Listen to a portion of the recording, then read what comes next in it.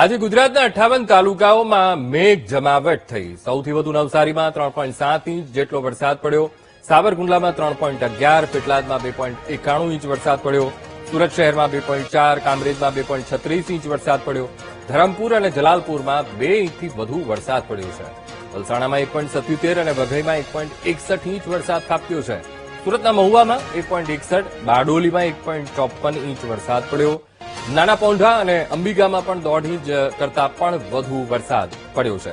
તો રાજ્યના આજે 58 તાલુકાઓમાં મેઘ મહેર થઈ છે।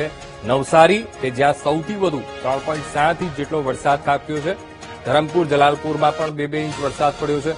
આ તરફ સૌરાષ્ટ્રની વાત કરીએ, અમરેલીના સાબરકુંડલામાં પણ 3.11 ઇંચ જેટલો વરસાદ પડી ગયો।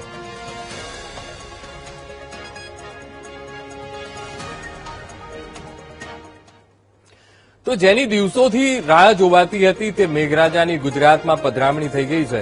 દક્ષિણ ગુજરાતમાં મેઘરાજાએ ભૂક્કા કાઢી નાખ્યા।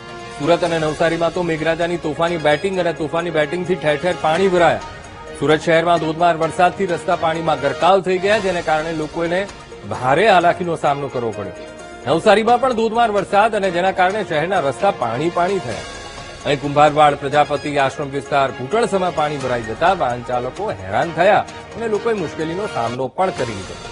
મધ્ય ગુજરાતના કેટલાક વિસ્તારોમાં પણ વરસાદ પડ્યો। આણંદના પેટલાદ શહેર અને ગ્રામ્ય વિસ્તારમાં પવન સાથે વરસાદથી રસ્તા પાણી થઈ ગયા અને ખેડૂતો પણ ખુશ થયા। સૌરાષ્ટ્રમાં ભાવનગર અને અમરેલી સહિતના વિસ્તારોમાં પણ વરસાદી માહોલ જામ્યો છે।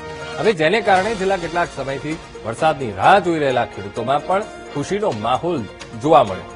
કાળઝાળ ગરમીથી પણ લોકોને રાહત મળી છે।